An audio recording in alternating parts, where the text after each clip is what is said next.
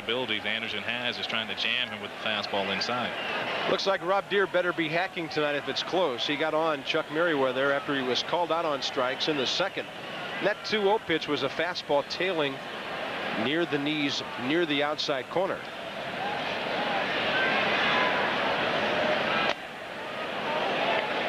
That one just missing outside, 3-1, and Deere, tough on left-handers as the graphic indicated. He's in the driver's seat now. And he takes the walk on the pitch down low. Anderson was not about to groove a fastball on 3-1. But the toughest thing if you're facing the Tigers is that they have guys that can hit the ball out of the ballpark 1 through 9. Fryman with 11 home runs. The number 9 hitter Kyler can chip in. He has 3. So you're not quite out of the woods yet. You mentioned Fryman's home run total, Billy. That's one of the things that has been mentioned about him and his potential. He's got a compact swing, but good power. This one will reach the gap, and it might score the run. Rob Deere around third. Here he comes. And the Tigers have retaken the lead.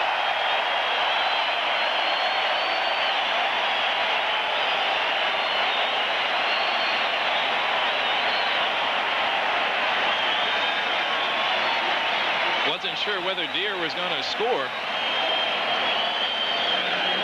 With 2 out, he rounded second rather leisurely. Fryman finds a hole. Fastball looked like it caught the heart of the plate low enough for him to drive. And the Twins come up with this fairly quick. Puckett gets a nice bounce. Deere being waved home all the way. I guess he was just gauging it. He knew how far he had to go and what kind of speed he had. Here's Milt Kyler, a switch hitter. One hopper to Scott Leas. Kyler is gone. So are the Tigers in the fourth. But the 2-out walk comes back to haunt Alan Anderson. Tigers take the lead 3-2. As well at home as they have on the road. Of course, there are reasons for that. They average a little over 18,000 at home, a little over 28,000 on the road. Of course, with all the flack about the stadium, about the treatment of all-time Hall of Fame broadcaster Ernie Harwell. So you feel some fans are definitely staying away? I can't figure any other reason. They're in second place. They have a club that's leading the majors in home runs. Gene Larkin pops one up to Kirby Puckett.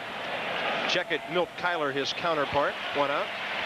Kyler put his glove up for a moment as if to signal to Mosby that he didn't see the ball. Twilight is upon us, and then he found it. The lights here are high. They sit atop way up there all around the grandstand, up on top of the roof, and then they go up even higher than that. So outfielders can normally spot it if they stay with it. Gagne, the hitter. He went to right field and flied out his first time. And looks like he was trying to take that fastball to right field again. Do right-handed hitters, Billy, come in here and be conscious of that short course like a left-hander might at Fenway? If you're the type of hitter that can go to the opposite field and drive that ball. Sort of like that to right center. Kyler reaches it again.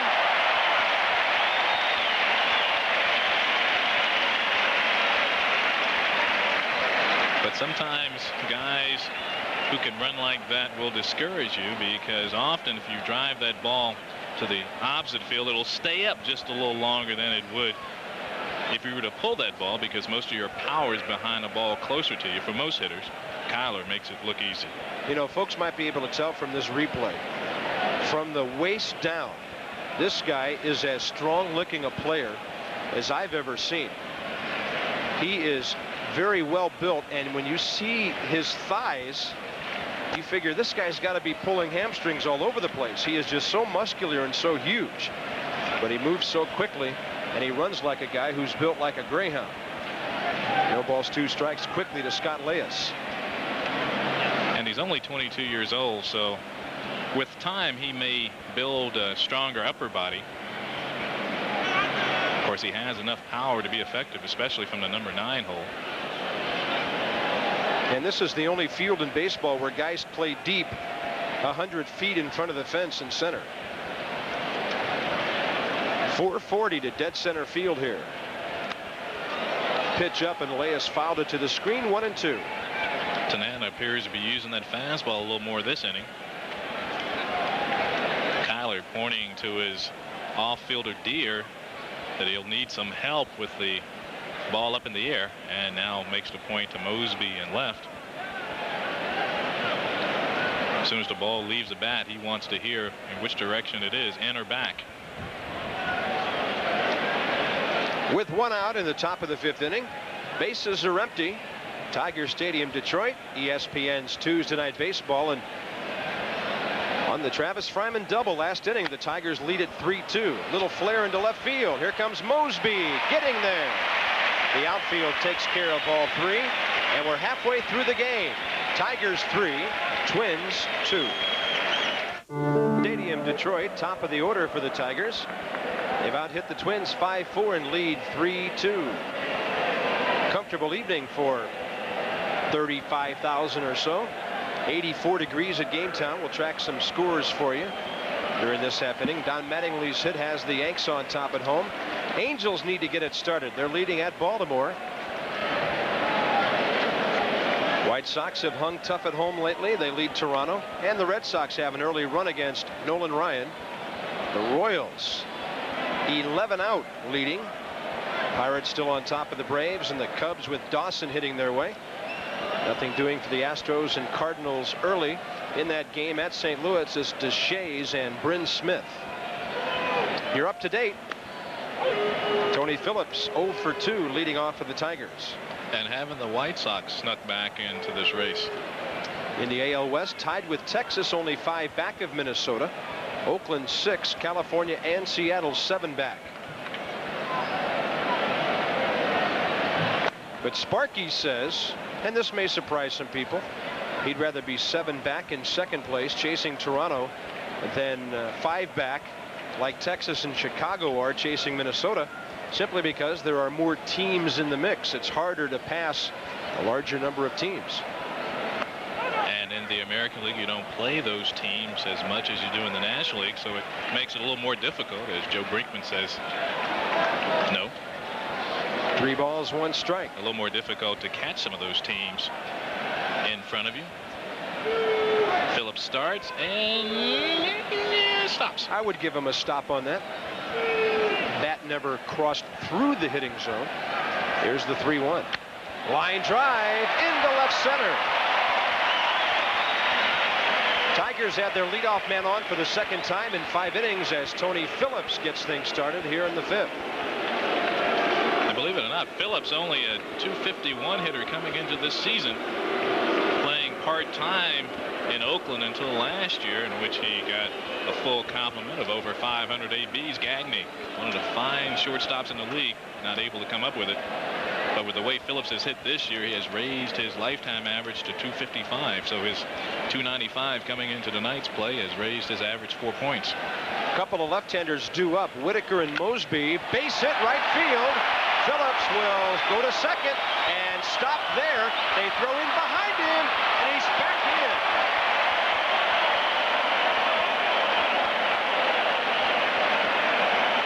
Alert throw by Gene Larkin to Greg Gagne. Phillips looked like he was going to keep going to third base. It appeared that he was, and he really didn't look up to pick up Alex Ramis. Larkin, better than average arm in right field. Gagne has the ball in time, and credit Darryl Cousins for making Gagne make the tag, because the throw beats him there. Gagne dives and just misses Phillips, who gives him the right side, then takes it away. Not looking up. Tony doesn't look up, so I don't know why he stops. It was only diving away from Gagne and catching the bag with his left hand that enabled Phillips to hook around and be safe. But a lot of times you'll have your mind made up and you'll hit second, you'll look up, and the third base coach is putting up the stop sign. But Phillips, as you could tell by the replay, never looked up, so I'm not sure exactly why he stopped coming around second.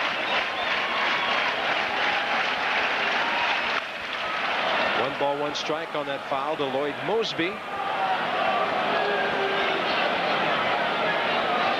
Right-hander Carl Willis throwing for the Twins. They have 5 right-handers available.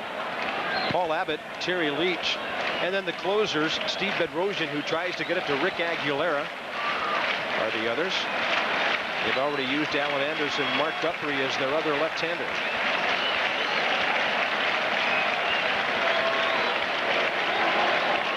One ball, one strike to Mosby. Good breaking ball, 1-2.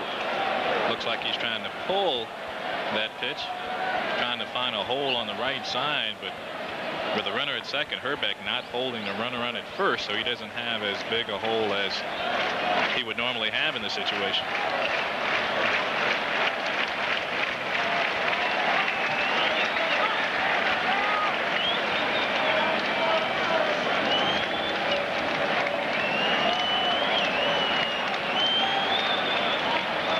Mosby's stance a little bit open. Sometimes hitters will see the ball a little better with a slightly open stance. This one into center for Kirby Puckett. Tony Phillips is tagging, but Puckett hits the cutoff man with a play right in front of him. 2 on, 1 out, and here's John Saunders. Here's one reason why the Jays are in first place. Watch Roberto Alomar and Tim Raines. To his knees and then up quickly to gun him down. The Sox get a run, though. Ozzie Guillen driving it in against Tom Candiotti. It's 1-0 in the 4th. Back to Bob and Billy. White Sox 5 back of Minnesota. And the Blue Jays 7 up on the Tigers.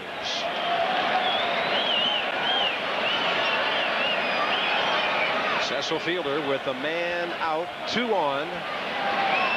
He's driven home 2 runs tonight.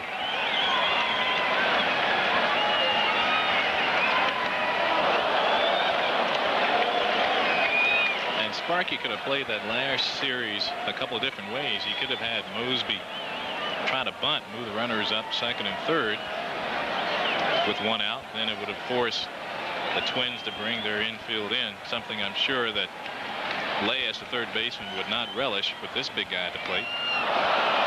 Looks like Anderson dropped one down and away from Cecil Fielder, and the count's 0-2. But Lloyd, not one who sacrifices a lot. He has only 1 sacrifice on the season. Plus the fact that the Tigers are ahead. Managers will be, in general, a little more laissez-faire with a lead than they would in an even game or trailing. There it goes! Left field! Gone!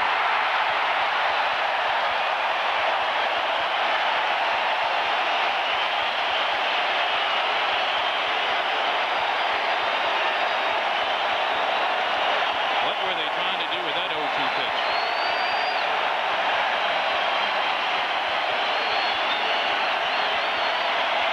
Right down the heart of the plate. Waist high.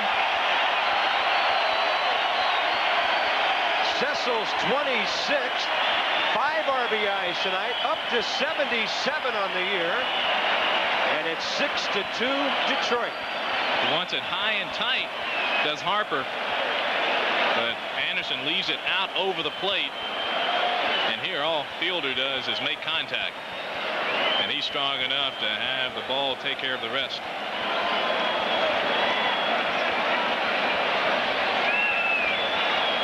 Mickey Tettleton is next. That one tails outside, 1 ball, 1 strike.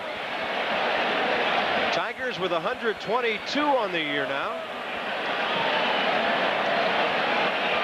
Cecil with roughly 20% of those. Tettleton with a half swing, 1-2.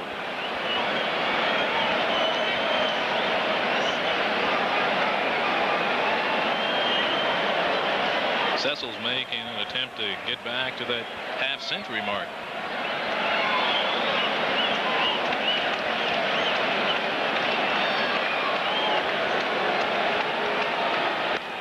And the strikeout to Tettleton as Anderson tailed one down and away. His second strikeout, both of them on the Tigers catcher, and now 2 outs. Dave Bergman is next. First time he struck out Tettleton with a fastball, this time with a circle change going down and away. You don't have to make many mistakes against this club. Here's Bergman, 1 for 2, and a breaking ball is in there. Alan Anderson has been susceptible to the home run ball this year. He has now given up 21 home runs in 105 innings pitched. Roughly a pace of 2 per 9 innings or so. Part of his downfall. From staff ace to bullpen longman over the last 2 years. Here's the 0-2.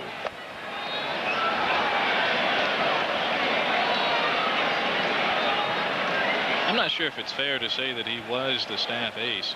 He would have been the ace by default. I'd mentioned earlier the difference in pitching without Viola, a guy who pitches similar to Anderson, throws a little bit harder, and when Frankie V left, it all fell onto Anderson, and then Blyleven soon to leave, and he was all of a sudden finding himself in the place of a stopper, or the stopper on the team. And sometimes you have to work yourself into that role.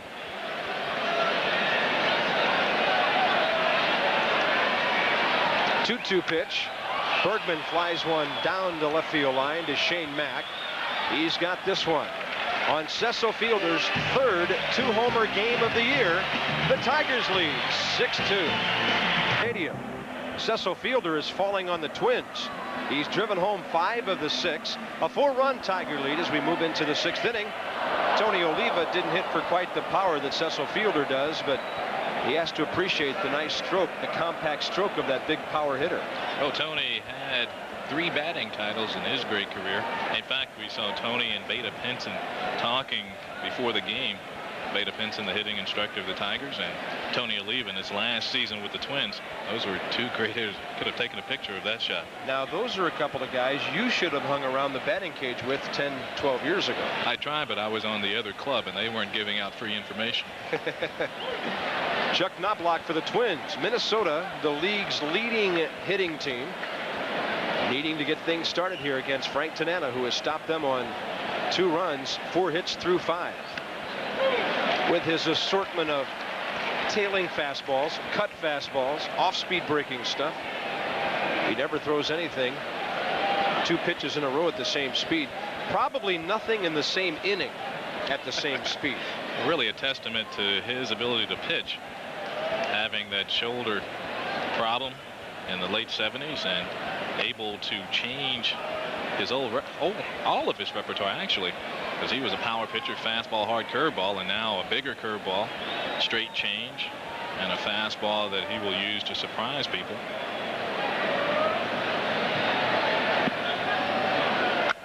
Knobloch, pesky little hitter who makes contact. This is an important inning for the Twins. Down by 4.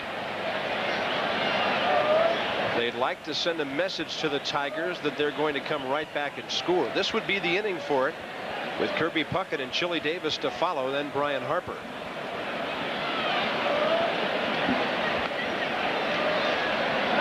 The Twins have handled the Tigers well so far this season, winning 5 of their 7 previous meetings. Actually, since 1987, in which they beat them in the league championship series, they have really played the Tigers well. Knobloch pops one up weakly. Mickey Tettleton, fair ball, 1 out. From Michigan down to Texas tomorrow night, Oil Can Boyd will start for the Red Sox, or rather against his old teammates, the Red Sox. Just traded to the Rangers. 8:30 Eastern time tomorrow night for ESPN's Wednesday Night Baseball. Some of you will see an alternate game. Most of you will see the Can take on the struggling Red Sox, who at last report were leading Nolan Ryan down in Arlington tonight. Kirby Puckett with a sacrifice, a single, and a run scored tonight. Now hitting a cool .330. In the batting race starting tonight, Cal Ripken was at .332, Danny Tartable at .331. Willis again throwing for Minnesota. Rafael Palmeiro and Puckett were at .328. Interesting, Billy, to see a couple of power hitters, Ripken and Tartable, leading the league. Not the little contact guys. Tartable's had a great season. Nobody knows about it because the Royals are the only team in the American League West that's not playing .500. They're 5 games under. but they have played well of late. One hopper. Nice big hop for Travis Fryman. He'll take one of those every time. Base is empty. 2 down. Fryman, a natural shortstop, doing the job defensively with Alan Trammell on the DL. And Travis said it took him a while to feel comfortable again at short because they tried to make him to a third baseman last year. So all the ground balls he took were at third, and thinking that Trammell would be at short for still a few years to come probably set his psyche on playing third base. Now he's saying he's starting to feel a little more comfortable at shortstop. He has the arm for it. Chili Davis with a bit of a slump just before the All-Star break. He was 2 for 23. His average down to 269. 261 coming into this game tonight. But he sure has hit for power this year through 10 years of his career, homering only once every 30 at bats. He's had a much healthier ratio than that this year in hitting 20. Fastball at the letters in the inside corner, and Chili telling Chuck Merriweather that ball was unhittable. One of those that if he had swung, it probably would have sawed his bat off the same way sometimes Chili saws his bat off his knees when he gets a little frustrated. Chili Davis is 4 away from equaling his career high of 24 homers. And if Tanana keeps hitting corners like that, and Chili doesn't like that call either, there's no way he'll hit one against Tanana tonight. Now it's 1-2. I don't think Tanana will come just maybe an inch and a half further inside, trying to intimidate Davis into swinging at another pitch. And a little framing there by Mickey Tettleton at the end of the pitch as well. Just moving that glove over a bit. Now, will he go inside? No, they're going to set up outside, thinking he's looking inside.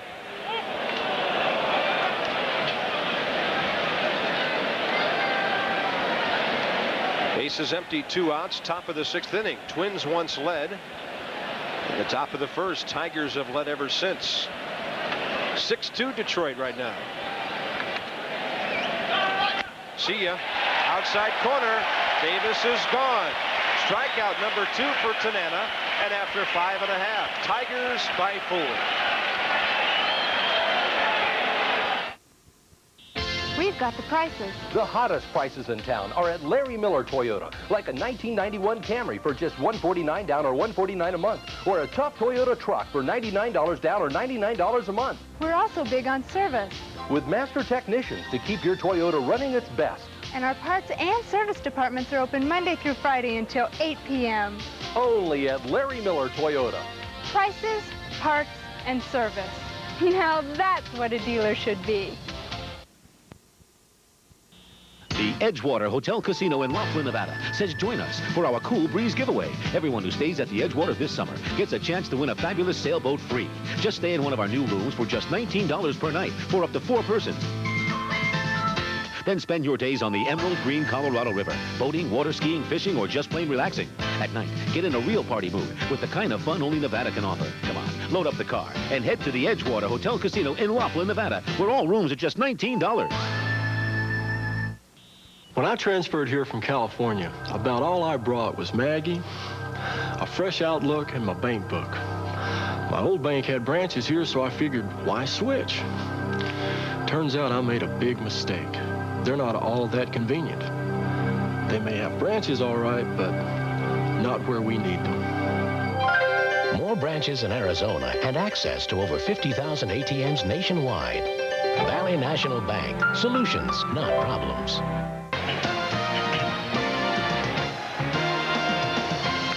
ESPN Major League Baseball is brought to you by Lipton Iced Tea. This is refreshment that's one of a kind. This is Lipton Tea Time. And by Durable Weather Beater Paint, only at Sears, the home of America's craftsmen.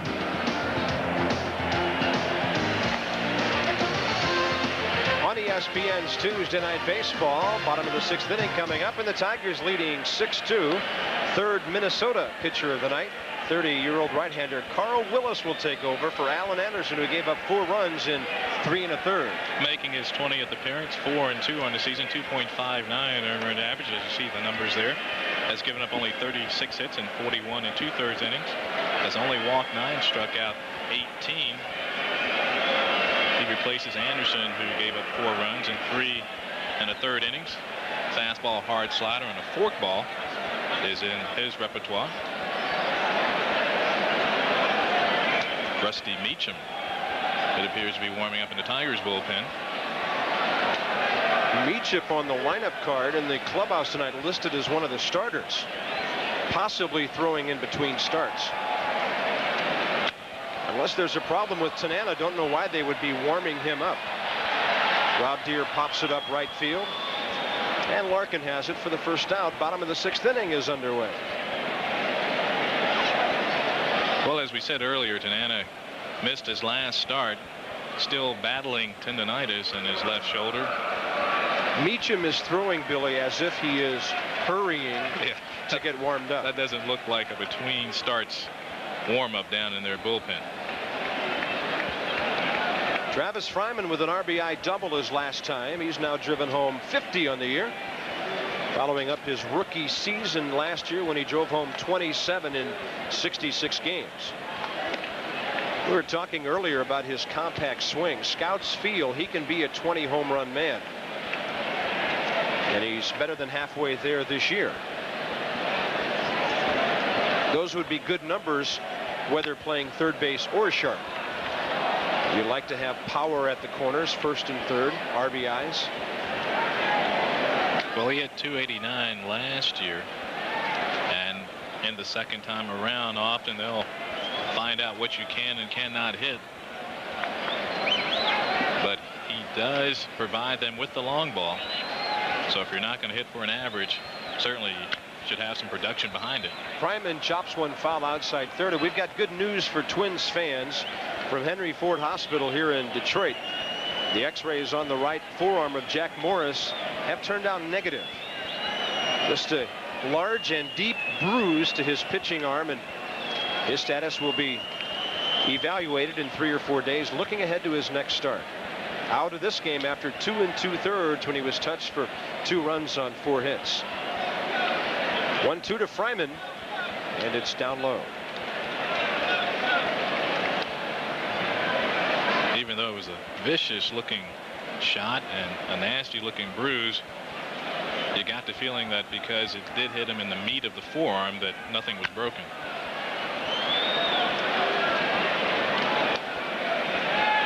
Might affect him a little bit as he's putting pressure on some of his breaking balls. So good news for Tom Kelly, whose team leads the AL West by 5, while Sparky's team trails in the East by 7 to Toronto. Here's the 2-2. And a fastball right by Fryman, 2 down.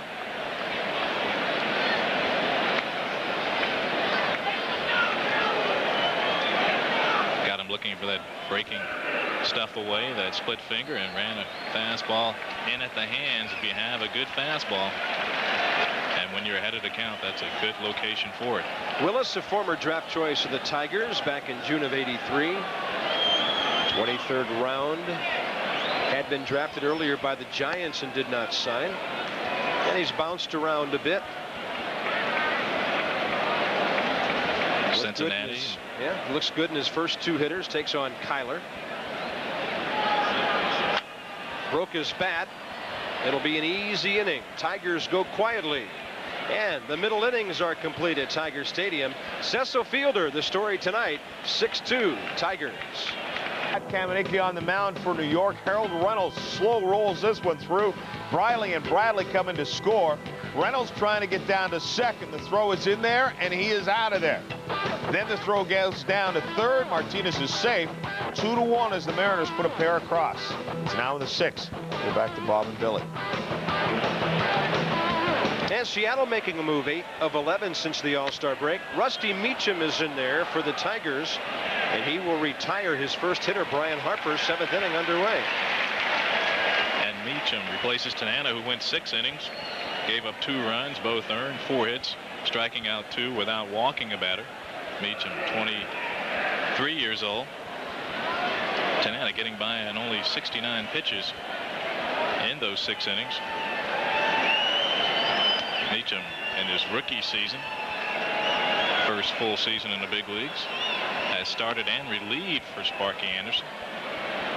Just missed with that fastball on the outside part of the plate. Shane Mack 0 for 2 with a fly ball and a strikeout.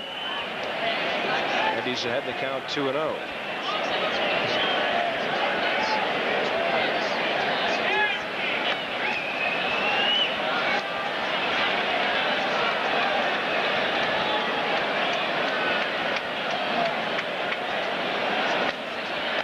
And Meacham working quickly, 3-1. Twins need base runners here. They're down to their final 8 outs. And this one down and in. Not what you want to do when you're leading. And 1 on, 1 out. And let's get an update. Here's John Saunders.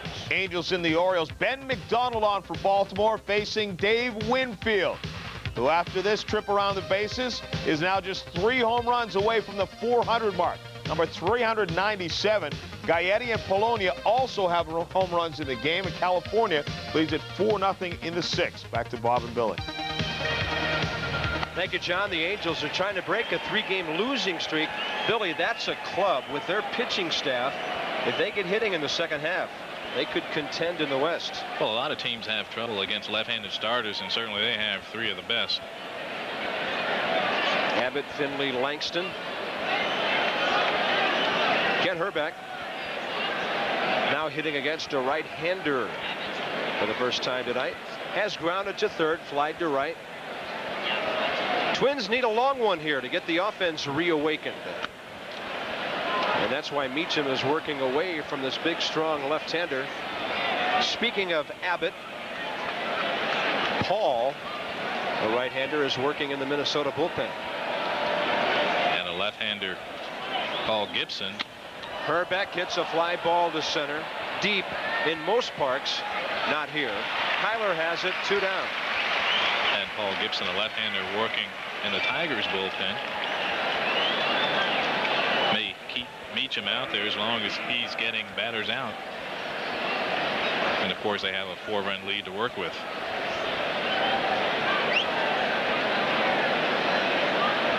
And it doesn't matter because Larkin's a switch hitter. 0 for 2 from the right side.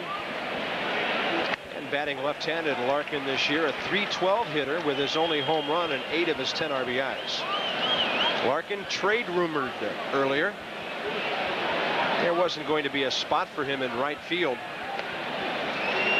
if the Shane Mack Kirby Puckett alignment worked. It did not early. There's Abbott, who's been throwing for the half inning. And plus they have Randy Bush that they have to try to find playing time for. He goes the other way, Larkin does. Base hit left field, 2 men on with 2 down.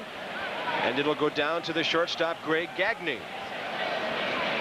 Don't forget, Minnesota down by 4, but the leading hitters in the league on this club. And Gagne's been called back. Looks like Randy Bush will get a chance here. A left-hander with power.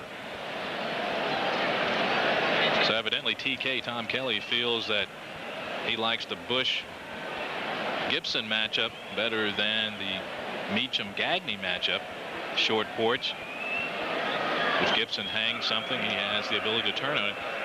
And he likes it even more because in Randy Bush's last 2 pinch hit appearances, he has hit home runs. Well, they've already announced Randy Bush. No movement toward the mound yet by Sparky Anderson. One swing here, and it's a 6-5 game. Would you be surprised to see Sparky not make a move here? He just jumped out of the dugout. Oh, he was just adding the suspense. He came flying over that top step. So Meacham will be gone, and the left-hander Paul Gibson on to face the lefty Randy Bush. Big situation for the Twins in the 7th, down by 4, 2 men aboard. It out to center field. grand slam. 3rd home run of the year, 4th career grand slam, and the 4th home run he has hit in 26 plate appearances against Rick Mahler. 10-3 now as the Pirates have blown it wide open in the 6th. Back to Bob and Billy. Not a whole lot the skipper can do about that. And we have Paul Gibson, the left-hander, on for the Tigers. He'll face Randy Bush, who has now been replaced by switch hitter Al Newman. Well, it took a while for Tom Kelly to make that change because Bush was on the batting circle up until the last second. Newman, without the power of Bush. In fact, Newman has gone years without hitting a home run. He'll face left-hander Paul Gibson. Gibson making his 43rd appearance, tops on the Tiger staff. Well, if Tom Kelly needed the home run, Randy Bush might have stayed. Right now he needs base hits. Another couple runs before somebody to pop one. Top of the order coming up, and Al Newman can come in and play 3rd base, shortstop, wherever Tom Kelly might need him.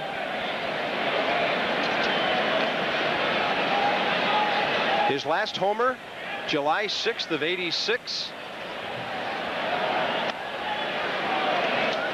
And I would venture to guess that it's his only home run.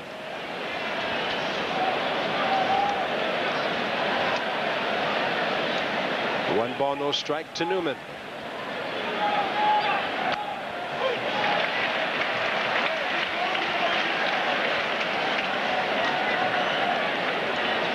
Gene Larkin at first. Shane Mack 90 feet ahead of him. 2 outs. Twins are down by 4 here in the top of the 7th.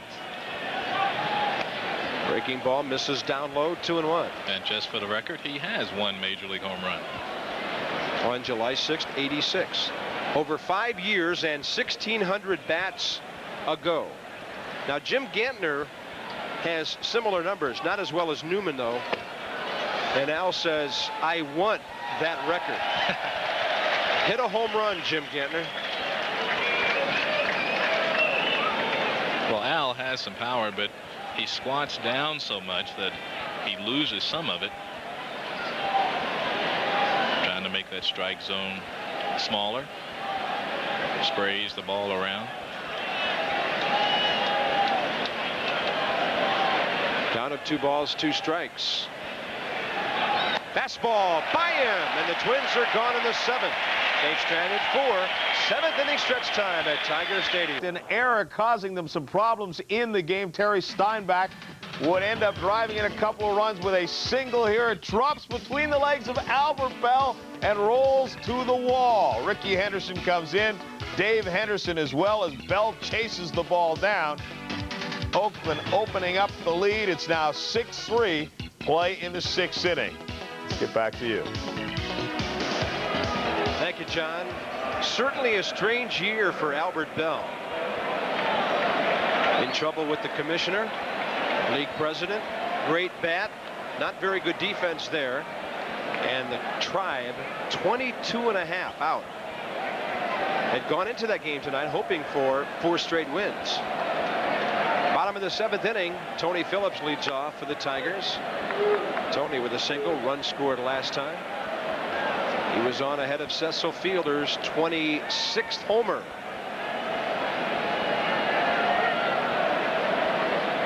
And all of these relievers have come in and hitting nothing but knees.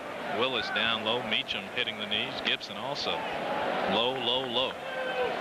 Can be a very effective reliever hitting the knees. Al Newman is still in the game for the Twins, replacing Ray Gagne at short after pinch hitting for him. Actually pinch hitting for Bush, who had been inserted for Gagne. 1 ball, 1 strike. Phillips looks at one low and away.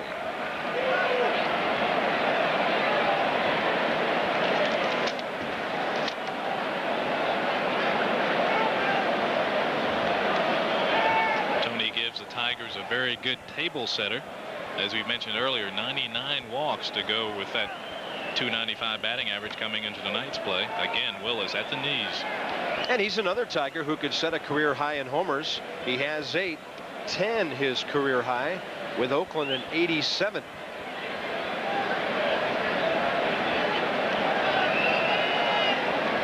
And he could be the first major leaguer ever to play 10 games, start 10 games at 5 different positions. Fair ball into the corner. Shane Mack over to get it. And Phillips with a leadoff double in the 7th.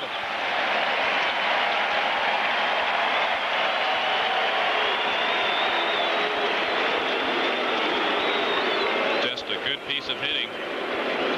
We said how well Willis had been hitting knees, knees, knees. Pitch going down, could be the splitter. And Phillips goes with it, finds a hole down the left field line, and as soon as it lands, you know he has extra bases. Tony Phillips with his 19th double of the year. Lou Whitaker, the hitter, with guess who? 2 more hitters down. That hit could get it down to Cecil Fielder this inning. There probably are some Tiger fans who would like to beat the traffic with a 4-run lead in the 7th inning. But they're not going anywhere until they see Cecil Fielder hit again. This fastball tails outside, 2-0. You can count on one hand the number of guys that people will stay just to watch swing, and I'm sure Cecil is right up there 1-2 with Canseco. Maybe Bonds of Pittsburgh, another guy that generates the long ball well.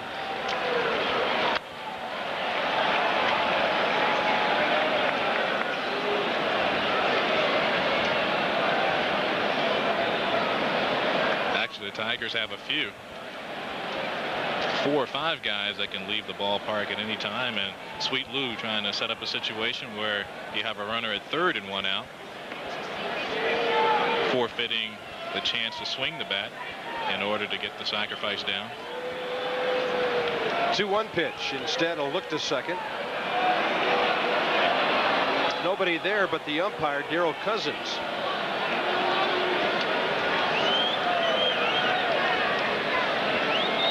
Whitaker with a good night, 2 for 3, 2 runs scored, and he looks at ball 3. Tigers would love to get that 7th run to put them up by 5. Grand slam, always a possibility here. Then could not tie them, and with Mosby and Fielder to follow, it could be a big inning. 3-1 pitch coming. 2-on, nobody out. So the Tigers have something going again, and this copyrighted telecast from Detroit is presented by authority of Major League Baseball and may not be reproduced or retransmitted in any form without the expressed written consent of Major League Baseball.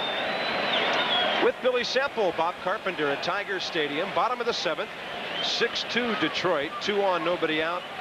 Lloyd Mosby 0 for 3, the hitter. Oh yeah, he's on deck. Like Jason in a Halloween movie. It's like the fans are saying, okay, Lloyd, just take a swing here real early. We want to see Cecil get up there.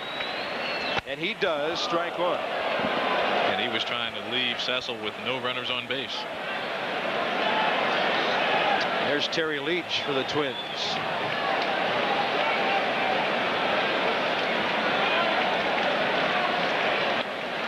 Submarine coming up the Detroit River, maybe coming into the game here. Mosby pulls it. No way they'll get 2. Herbeck to the shortstop, and they'll settle for the fielder's choice, and here we go. 2 men aboard for Cecil Fielder. Isn't that a nice segue? The fielder's choice, the fielder. Well, Cecil's just glad that first base isn't open. Had Mosby moved up both runners, Cecil would not get the swing here. But with the double play in order, we'll see what Carl Willis does against the leading slugger in baseball. 2 homers, 5 RBIs tonight.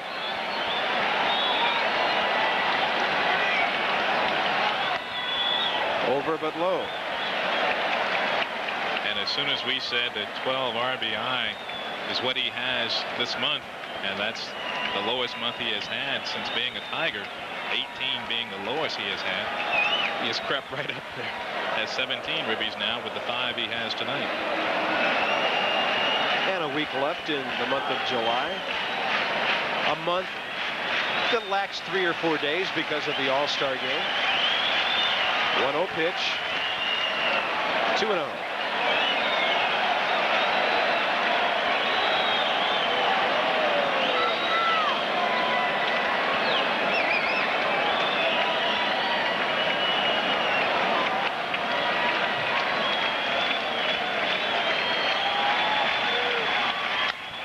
Chopper to third. They'll go for a 2. Knobloch the pivot, and they go around the horn. 5-4-3. Tigers have stranded 4 runners, and after 7, Detroit leads it 6-2. Facing the Houston Astros, Jim Deshaies with the bases loaded. Ray Lankford finds the wall. It's a triple as the pitcher Bryn Smith comes in. He had an RBI as well. Gilkey followed him, and then Ozzie Smith. The bases clearing triple. It's 4-0 now in the 5th. Let's get back to Bob and Billy. Thank you, John. That's a Cardinal ball club that appears to be only one of 2 teams that have a chance to catch the Pirates. 8 back of Pittsburgh. They'll have to win to keep pace. Pittsburgh winning big. Mets 3.5 back in the NL East. New York is on the coast at San Francisco tonight. That's our doubleheader game, by the way. Frank Viola 11-5 for the Mets against Buddy Black. 6-8 for the Giants. Steve's Physiak and McCaddy will call it for you at 10:30 Eastern time tonight. But really, it appears the Cubs, Expos, and Phillies, 13, 16, and 17 back, are just about out of time. Top of the 8th, Scott Leyes for the Twins, top of the order. Scott Leyes in his 2nd big league season hit .240 in part-time play last year. Only 25 at bats. Signed by super scout Herb Stein out of the New York area. And Herb Stein signed another great Minnesota Twins player, Rod Carew, recently inducted, and mentioned Stein in his Hall of Fame speech. Fryman had a chance to get behind the ball to the shortstop hole. Tiger pitching continues to do the job tonight. The Twins are down to their final 5 outs. Minnesota came in riding a 4-game winning streak. 8 of 10 since the break. 7 of 8 against the Red Sox during that time. Oh, did they beat up on the Red Sox? It was ugly over the weekend at Fenway. They outscored the Sox 33-6. Knobloch is next and takes a strike. A 4-game sweep, the first time they had swept the Red Sox at Fenway since 1981. Mark Guthrie loosening up in the Twins bullpen.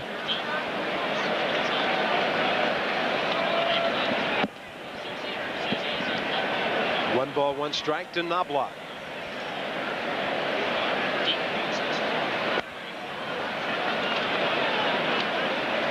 Tigers have a versatile bullpen. Gibson along with John Cerruti and Jerry Don Gleaton just off the DL. Rick Aguilera for the Twins is the leading save man in the league with 25. A couple of clubs with good pens. Mike Henneman is the primary Detroit closer, although Sparky will have Gibson close a game now and then, as will Tom Kelly with Steve Bedrosian, a former Cy Young winner in the National League. 2 balls, 2 strikes to Chuck Knobloch. Bases empty in the 8th. Gibson sails the fastball to a full count. And again, here's a situation where Knobloch needs to get aboard.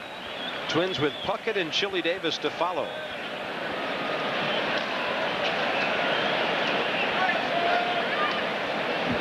And speaking of Aguilera, he has pitched so well that the 25 saves leads the American League, but he's also blown a few saves as well. But certain managers employ their save guys differently. A lot of guys will come in at the beginning of the 9th inning and have a lead, 1-run, 2-run lead. But I've seen situations in which, especially Tom Kelly has used Aguilera in situations where the tying run, the potentially tying run, is on base. So his blown saves category is going to be a little bit higher than most relievers. Kirby Puckett with a sacrifice, single and a run scored on, and a ground out. Twins need to bunch some hits together here in the 8th inning. Gibson catches the letters with the breaking ball. The Tigers have Mike Henneman just up and working in their bullpen.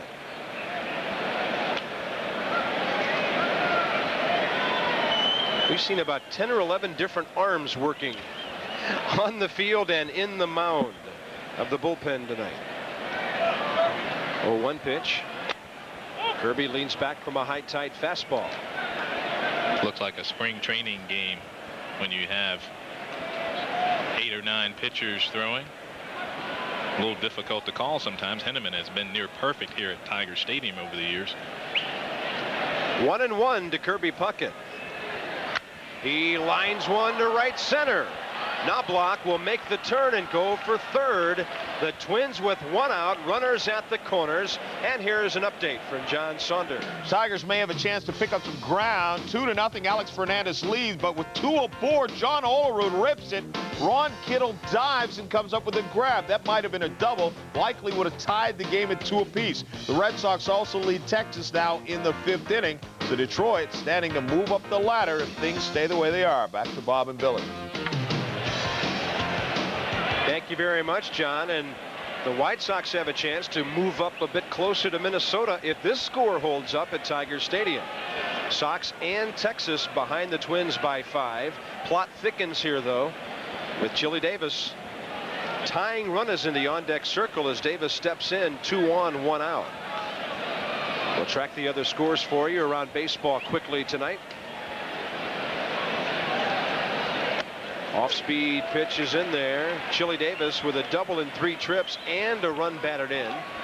Nobody's going to gain ground on the Pirates tonight in the National League East. There are a host of games on the West Coast tonight. In the National League, Montreal at San Diego, Philly at LA, and New York at San Francisco, our doubleheader game. Martinez and Bennis in San Diego. Green and Morgan throwing at LA, and it's Viola and Black at Candlestick. Knobloch walked with 1 out, went to third on the Kirby Puckett single.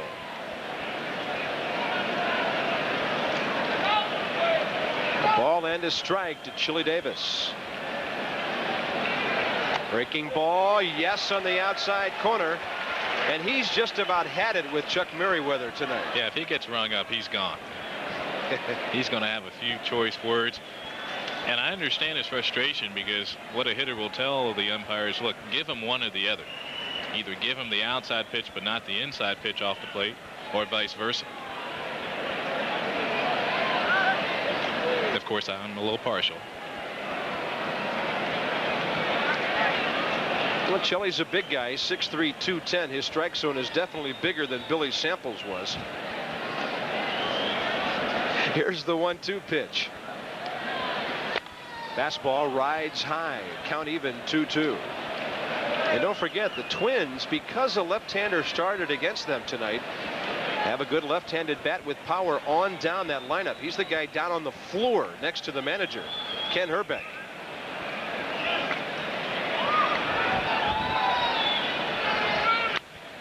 Out of here, but way foul from Chili Davis. And a roof shot. And back down it comes.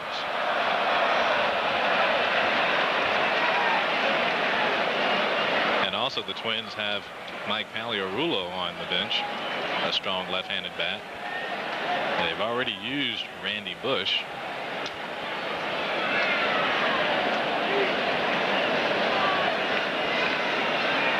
Two balls, 2 strikes to Chili Davis with 2 men aboard.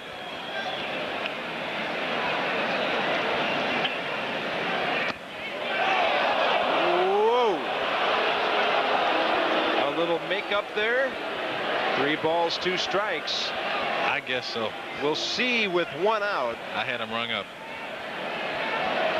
Well, that has been a strike to Chili tonight. Now with 1 out, we'll see if Tom Kelly starts the runner Kirby Puckett off first base in the full count. He's not going. Base hit up the middle. A run scores. Puckett stops at second. It's a 6-3 game with a tying run coming up. It's a right-handed hitter. Might be time for Mike Henneman. And on cue does Sparky Anderson come out of the Tigers dugout. And as you see there, signals for Henneman. So he wants the game closed now. This one is far from being shut. 6-3 the score. Gibson gone. Henneman on. Against the Baltimore Orioles, and he comes up with a tremendous play against Cal Ripken Jr. Makes the snag, switches hands, and throws over to first. California with a 5-0 lead, and Abbott tossing the shutout. Let's get it back to Bob and Billy. Mike Henneman, John Saunders, thank you, is on for the Tigers. Their closer with 13 saves. And he's been outstanding this year. He's given up only 20 runs the entire season. That ERA down under 3. At 7-2 on the season, 2.95 earned run average, making his 42nd appearance. Henneman said hard slider forkball. He's had 5 bad innings and 53 great ones this year. Those 20 runs, 10 of those given up in those 5 bad innings. The other 10 given up over those 53 outstanding ones. And he faces Brian Harper. Henneman, kind of a little herky-jerky motion to the plate. Comes sidearm. Right-hander has to hang in. Harper has driven home his 39th run of the year tonight. Tiger Stadium crowd of 21,000 at its quietest tonight.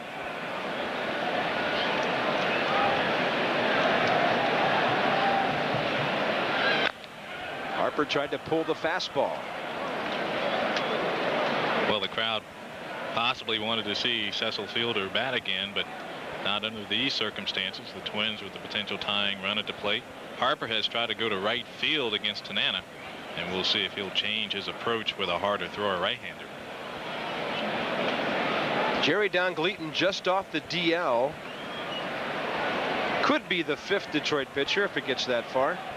Keep in mind, and Sparky is, Tigers might face some outstanding left-handed hitting here shortly. 1 ball, 1 strike. This may be a situation where your closer's assignment is to get it to a guy who just came off the disabled list. Well, some managers thought that closing didn't necessarily mean that it was in the 8th or 9th innings. The late Billy Martin believed that your closer came in when the game was on the line, so it could be as early as the 6th inning. 2 balls and a strike. Whoa, that one way inside. Ball 3. Henneman loses him. He not only puts the tying run on base, but he moves Ken Herbeck right up to the on-deck circle, which could hasten his exit.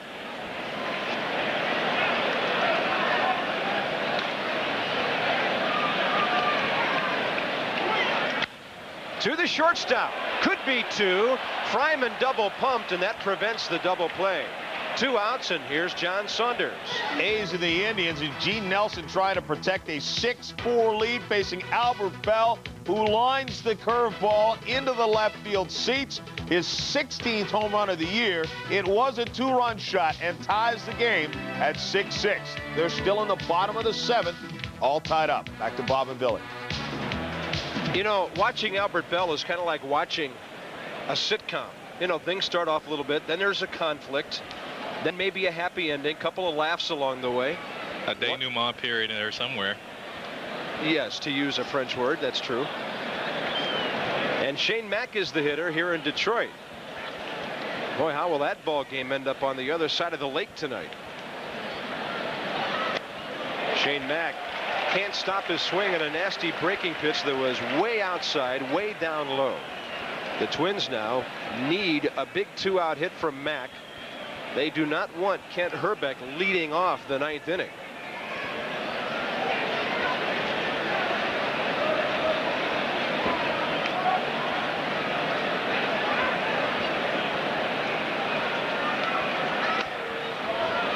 He almost went around on that pitch low and outside.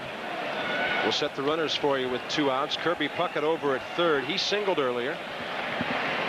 And then Brian Harper reached in the fielder's choice, eliminating Chili Davis at second base. Scott Leyes had grounded out to start the inning. Chuck Knobloch walked, and he scored on the single by Davis. Sparky trying to keep that 3-run lead intact here in the 8th inning. To the right side. Whitaker grabs it, and the Twins are gone. They strand 2. They've left 6. In the middle of the 8th inning, the Tigers continue to lead, now by 3.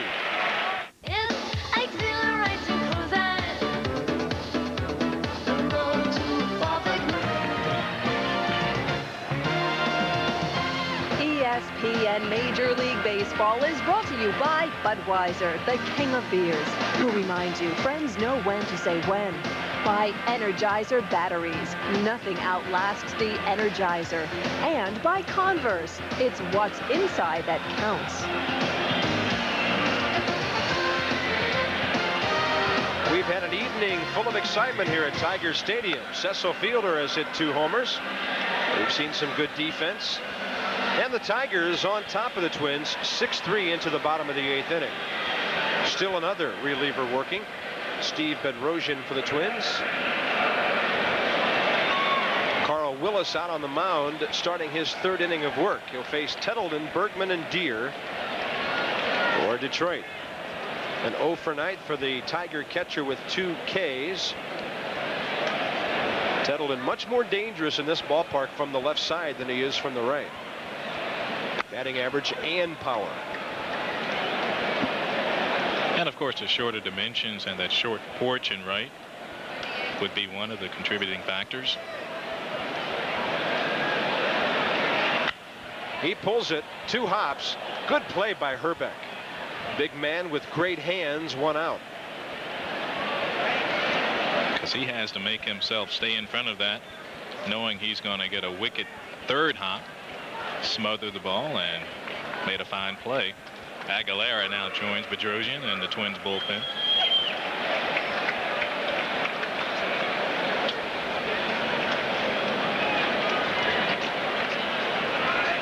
Well, Carl Willis has shut down the Tigers. A scoreless 6th and 7th, and the first man retired here in the 8th inning. Dave Bergman with a single in 3 trips. And it should be added, as we just took a look at the Twins bullpen, that Bedrosian has been very unselfish in this, giving time to Aguilera, who has pitched well and certainly has earned it.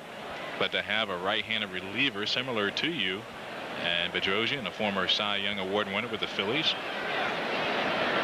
to not squawk at the situation, not complain, I think it's unusual in this time.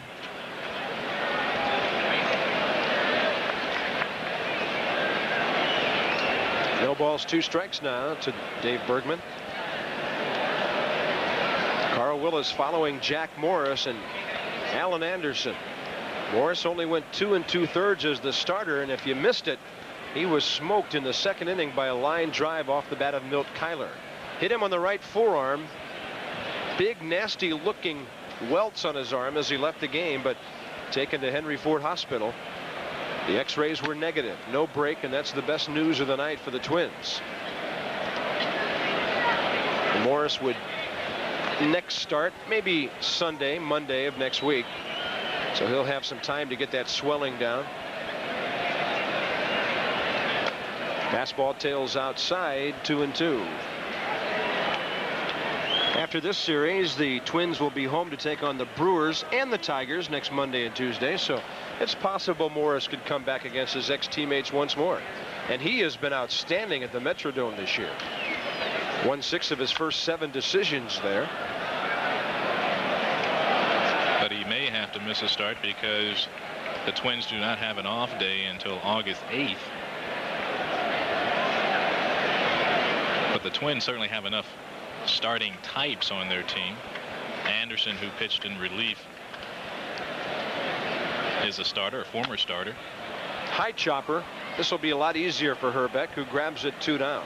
I was down on the field tonight talking with Jim Cott, the outstanding former big leaguer and broadcaster of the same ability, and we agreed that maybe this club in California, the only 2 teams in a league that are pitching fat, as we would call it right now. A lot of pitching for those 2. Tom Kelly will bring in Rick Aguilera to face Rob Deere. He wants to keep this a 3-run game with his team down 6-3. Park, we've got the Giants and Mets tonight. Frank Viola on the mound, a left-hander. He's been sharp lately. He's been very tough. He goes out there, he throws a lot